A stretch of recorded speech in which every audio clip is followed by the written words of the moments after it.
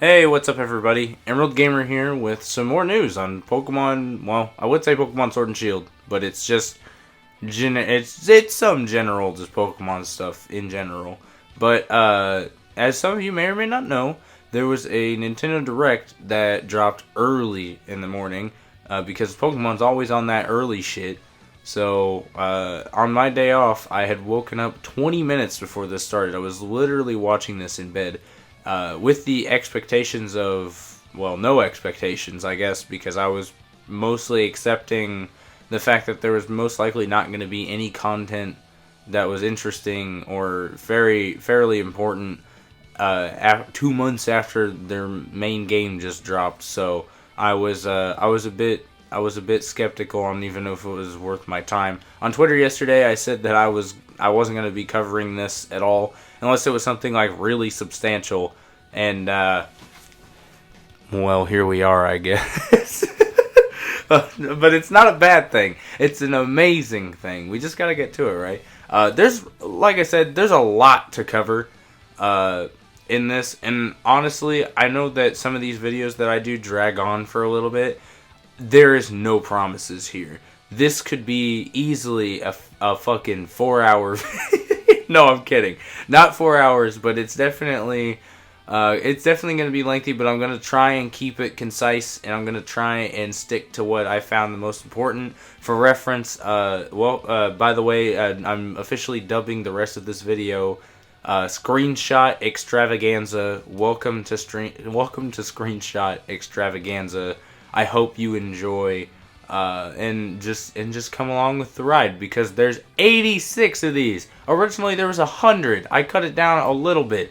This is there's a lot to talk about. Okay, there's quite a bit. But anyway, let's get right into it. I'm multitasking. It's a weird. There was no way I was gonna be able to do this all from memory. I was bound to forget something if I did. So please excuse the minor unprofessionalism. Anyway, so pretty much the direct started with like the Pokemon Company guy talking and doing like announcing things, whatever. But then it opened up with this, and then I knew it was a good direct. I know a lot of people, I'm gonna kind of gloss over this a little bit, even though it kind of pains me on the inside, because I know a lot of people don't really appreciate Super Mystery Dungeon, or not just that game specifically, just Mystery Dungeon in general. It's kind of been around for, 15 years, and it starts off like this, and at first I thought it was a port. Hell no, it's a complete fucking remake. I am absolutely excited for this, like 100%. This is like the red version and the blue version all mixed into one. And it's like upped graphics, but everyone looks like everyone's like colored in almost like a coloring book. It's like colored pencil wise, and they sort of retain the kind of art style that they have in like their little profile pictures way back in the day, which I absolutely love. That is fantastic. And there's so much stuff that you can see that like everything's kind of the same. Like it even had like the music was slightly remixed, and they showed off a couple of things, and they even added new stuff. I couldn't get they didn't really show it off very well, but they added Mega Evolution and stuff. So they're clearly adding things to the game that are on top of what they're already doing to it. So that is absolutely amazing. Comes out on March 6th. Holy crap. Why does everything have to be coming out in March this year? That is ridiculous. I'm not mad about it though, because holy hell, that I can't wait to play it. Playthrough maybe? I don't know. Well, yeah, that's thinking a little bit too far ahead, especially for March. But anyway, then we immediately cut from that and see a shot of Game Freak's drywall, and then they say, hey, we got DLC, which everyone was sort of expecting them to at least somewhat touch on DLC, but we didn't know exactly what it was. Yeah, I feel like this is a step in the right direction. So let's cover this, right? It's using your same like save data, where normally, like if you think about it, you got like Crystal, you got Emerald, you got Platinum, Black and White 2, and Ultra Sun and Moon, I guess. And all those were like either the third edition, or well, I guess yellow as well. We forget yellow version, not included in this picture, but we have like yellow, crystal, emerald, blah blah blah, all that. Like they did like the third generation, like the third game, like the third iteration, and then they moved on. Like from black and white, they were like, all right, we just need to do sequels now because that makes us more the money. Which, I mean, it does, very clearly. They're just releasing 2 games again. But this time around, they're doing DLC. And our adventure continues for sure, because both of these DLCs that'll be coming out this year are both, according to them anyway, from what they say, are both going to be wild, like completely wild area-esque like environments. Meaning that, like in the regular game, we have like the wild area, but it's kind of barren, and pretty much you only use it to do raids and catch Pokemon. There's not really too much to do there. There's like a breeding place, and that's really about it. But yeah, so they're claiming that both of the expansions like areas are going to be completely like open world, much like how the wild area is. So that'll be interesting to see how far that actually makes them expand, or how big they'll actually be in terms of like area size. So that'll be interesting. The first DLC that's coming out is called the Isle of Armor, which I remember back when the games were coming out. Like besides the Pokemon Gun version memes, there was they were like, oh, the sequels are gonna be like armor and whatever, like that sort of thing. Like it was just like different things. So I feel like this is all coming together real nicely. And holy crap, welcome to Final Fantasy X. We're just heading to Besaid. That's what we're doing. We got all this going on, like a nice like tropical like scenery and stuff. It looks really nice. Like the concept art is amazing looking as it is. And a lot of forestation. And they also had they took like a postcard like approach, as if you're like traveling or whatever. It was kind of neat. And then they show this dojo or whatever. Well, I guess it's more of a house, but it looks kind of like a dojo. And it was just kind of like flashed for a moment. And then we got a glimpse of new Pokemon. Galarian Slowpoke. He doesn't look all that different, but he kind of reminds me of like a Starburst. Like a tropical starburst, like multicolored. And then they show some more stuff. They flash some customization stuff. And from what it seems like, is there's going to be a lot added to the game, which, according to a lot of people, that was a major, like, if there was a major complaint that was, not the obvious that I'm not going to talk about, because I'm done with it. I'm tired of it. Fucking stop complaining. Sorry, off the soapbox now. But minor complaint is that like there wasn't really a whole lot to do with customization. I kind of agreed with that for how much I've actually played of the game. I'm not done with it yet still, but from what it seems like is there's really not a whole lot that you can do. It kind of felt like a step backwards. So it seems like they're really adding in all that. And then you even apparently I guess you just look different in the region. Like that might be like your gym outfit that you wear. Instead of like the soccer outfit, so that's kind of cool. You got like a gi, basically. It's like sportswear gi. It's kind of cool. And then they're adding apricorns, so you can make They're bringing back apricorns for some reason. I don't know why, but I'm here for it. They're adding more moves into the game. Whether that be it says including all new moves, but I assume a lot of that will be like moves they had to cut or whatever for whatever reason. And then the XP charm, which says, earn more XP points for your team. Do we really need that? Like, I mean, like I said, I haven't beaten the game or anything, but the whole time, the entire playthrough, I've been told that I'm over leveled. So I don't really see a reason why we would want more XP. I feel like it's easy enough as it is. I don't know. Anyway, you can make your bike look different, I guess. I don't know if that'll actually change anything gameplay-wise, but it looks neat. Then they splashed a bunch of trainers, like new trainers, ones that are exclusive. So, for instance, if you have Sword, you get Clara, who's like a poison type person. She's kind of like a creepy bug lady, weirdly. I'm not really a huge fan of either of these designs. The shield one's Avery, and that's like a psychic person. I don't know. I'm not a huge fan, not really, of either design, but that's whatever. And then those two characters are tied together by this man, and that Mustard. That his name is Mustard. That's, yep. I guess he used to be a champion. He's also like Leon's like mentor, I guess. So I guess there's like, for lore purposes, he's at least interesting, I would say. The name's kind of fucking wacky, but you know what? I'm here for it. I think I'm down with Mustard. I think I would have much rather have liked to have Mustard than Leon, but as champion anyway. But anyway, moving on. Then they showed like a laptop with like 3D renderings of like a few Pokemon. I happened to just catch Dedenne specifically. And then they showed some concept arts for Gigantamax, Venusaur, and Blastoids, and holy crap, I like both of these like a lot.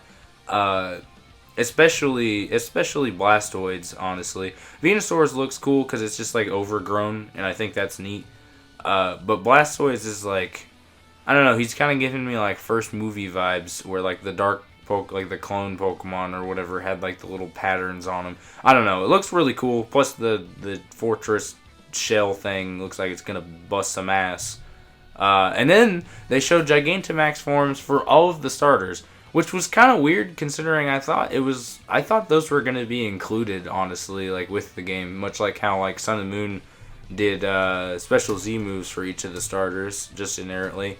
We got Rillaboom, who has like a full ass drum set now. He's gone pro. He's finally upped his equipment, looking nice. I can never remember his name, but Cinderace, I guess, is how people say it. But his is pretty cool, I guess. He gets like really long ears and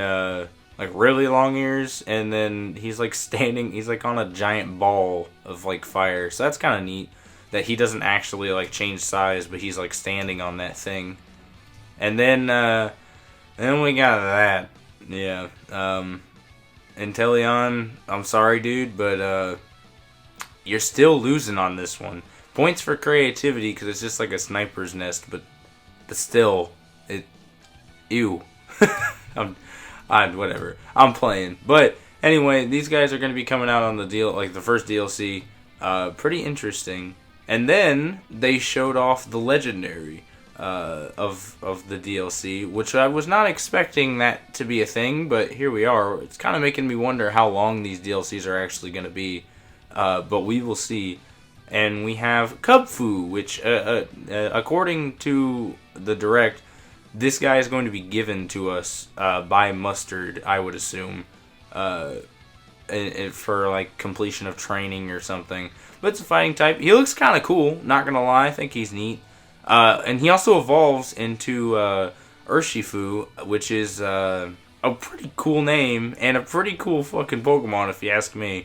I assume they're version exclusive with his two different styles or forms that he evolves into. So I assume if you have Sword, if you have one or the other, you're going to be getting, most likely, probably since Shield is red, you'll probably be getting the single strike style for Shield, and then the rapid strike style for Sword, I would assume, since the background is blue. It's just an assumption, obviously, but like, I don't know. I feel like it makes sense to do it that way, just in my brain. One's fighting dark and one's fighting water, which is kind of cool. I like the fighting water one more than the other ones, if I'm being honest. But the other one kind of looks like Ryu. So then again, never mind. I'm just on the fence about this dude apparently with either one. And then he has a Gigantamax, which they did technically do this weirdly. I've sort of messed the order up a little bit on purpose because I just felt like it made more sense to do it this way. But they show off the Gigantamax form, and then they have this really nice CG cutscene of like this sunset and going through like the tall grass. and like it zooms in on his face, and then it has like these like the like his Gigantamax forms, like sort of like Colossus, like two Colossus in like the background, and like their faces do that anime thing where they fucking smush together, and God, it just looks cool. Look at it, oh my God, it's amazing. I love it, and it's but that's them. Nothing really much else to say other than the fact that they said, at least that's how they worded it. This is how they worded it anyway. This guy will apparently be legal to use in competitions, which is amazing to me, because generally if we get a Pokemon like this, you cannot use it competitively in any shape, way, or form. And I think that Game Freak, when it comes to doing their competitions, is finally starting to come around on how they want their competitive play to be made. Because there's not a whole lot of like, technically you could use any Pokemon you want as long as it's in the game, but they had like a specific ban list that was just a blanket, like any Pokemon in this specific category is banned, whether it's really that powerful or not. And I'm glad that they're finally like moving out of that sort of range. Like, even though it's a legendary, they're going to allow it still. And like the last few seasons of VGC have always been, with an exception here and there, have been like you can have up to 2 of these specific Pokemon that you are usually banned, but we are going to lift that for now. And I really hope they do that with a lot of other Pokemon, like event Pokemon and stuff like that, because I feel like they kind of fall into that category. But anyway, I'm rambling on too much. We need to fucking get going. Come on, what are we doing? Next DLC is the Crown Tundra, which is really cool. They kind of like put like a mystery sort of spin on it by saying like a certain someone will be like guiding you through the region.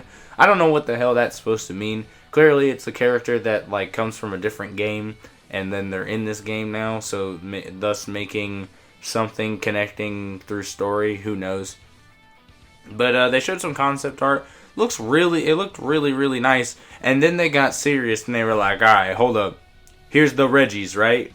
You see Regirock, and then you see like Registeel, and then they even throw you for an even bigger loop, and you're like, oh, you can get the Reggies, and there's like ruins and stuff. That's neat. There's new Reggies. I don't know how I should feel about this. I love the Reggies just in general, but these guys look really cool, and honestly, I feel like they fit really well. There's a like because they're all golems, so it's just like different elements. You could do so much with them, and they finally decide to put more in after Regigigas. I never really counted Regigigas that much because he was very unobtainable, especially when he first came out. You had to do it through events, which was kind of lame, and even at that, he wasn't great at all. Some would argue that he's still not great. He has potential, but you have to really work for it, and you have to work around it. Anyway, we have a Thunder Golem now. What? That is insane. I absolutely, I'm in love with this Pokemon. I mean, it's safe to assume that it is electric, considering its design. If it's not, I don't know what the hell it would be. But Jesus, we have a Thunder Golem now. That is amazing. And then we have another one, which I'm going to assume is a Dragon type, considering its design. But, I mean, I could be wrong. However, I am going to stick by that. That is definitely Dragon type. It might be dark for some whatever reason, but it's most likely Dragon. And that one looks just as good, if not better, design-wise. I'm super down for that. And then they showed like Slowking. They showed Slowbro as well in the trailer, but like things flashed so hard it was hard to get like a blurry ass screenshot. So this is and they weirdly redacted their faces for some reason, like they were under witness protection or something. So that was that. Then they showed more Pokemon that were essentially going to be added into the game, and then they showed the birds, and they were very clearly the birds, but they are definitely like Galarian or something.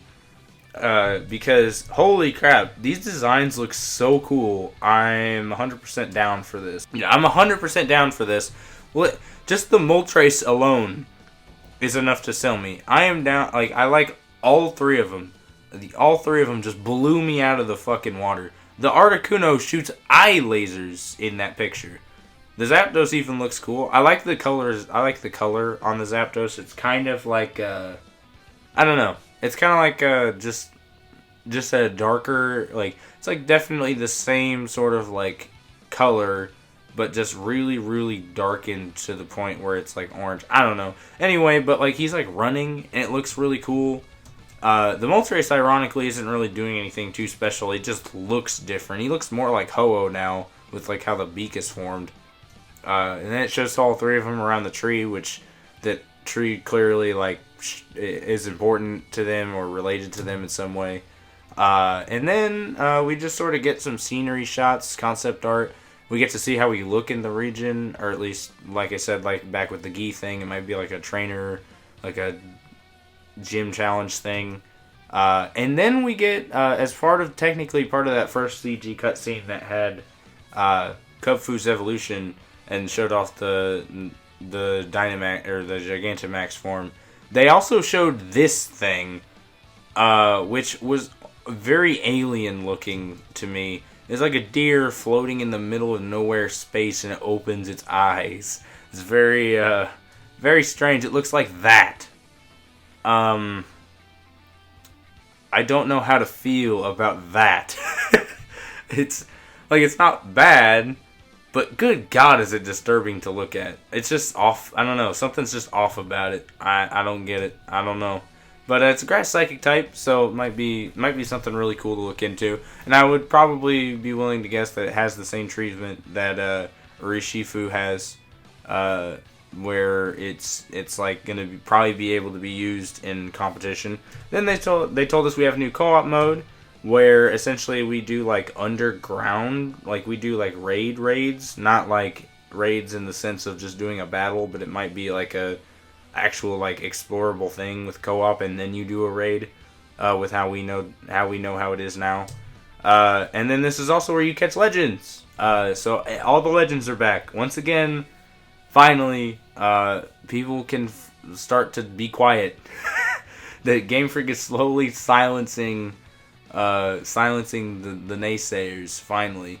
And along with that, they did say that there was going to be, with the legends anyway, there's going to be there's 200 plus, I think was the number they put on it. So roughly somewhere between 200 and 300 Pokemon added back into the game, on top of whatever else was technically new with like different Galarian forms and stuff. So that's a huge step in the right direction. And if it's more closer to like 250, then I mean that's almost the Pokedex back, all things considered. Which honestly, a lot of people, like after watching this directly after, I was looking through the chat on Twitch, and man, there are just some people really trying to bite them in the ass about just literally everything. I'll get to this in a moment, but we got so basically, if you don't want to get the expansion pass, the games will update just defaultly to where your Pokedex will update. So if you're one of those people that likes to complete the Pokedex but you don't really feel like paying for the expansion pass, you can get the Pokemon still just via trading, which is really cool. That way, if you're just done with the game and it comes out and you're really feeling like hunting for them down again, but you don't want to pay the money, you can still get it. You still have means of getting it. It'll just be a little bit harder to do, possibly. And it also keeps people still competitive, assuming that there's not anything that's like super important other than Pokemon, like straight up added into the game via like items or whatever. Which I would imagine you could still get via trading still, if it were the same case as that. But so there's no update required, and then the whole pass, which both of them come out this year, or they're supposed to come out this year anyway. Fingers crossed. Of course, with today in this industry, there's never any promises, right? But we can always hope. but it seems pretty usual or pretty understandable.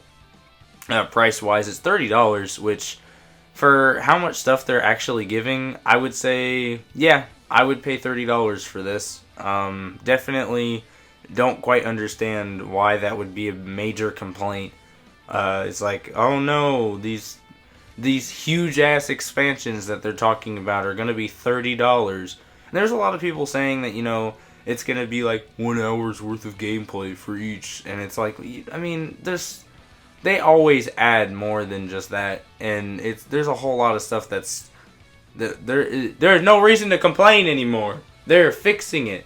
They have been fixing it. These things don't just happen in a day. They didn't just start working on this in the last 2 months, most likely. It's probably been going on for a while.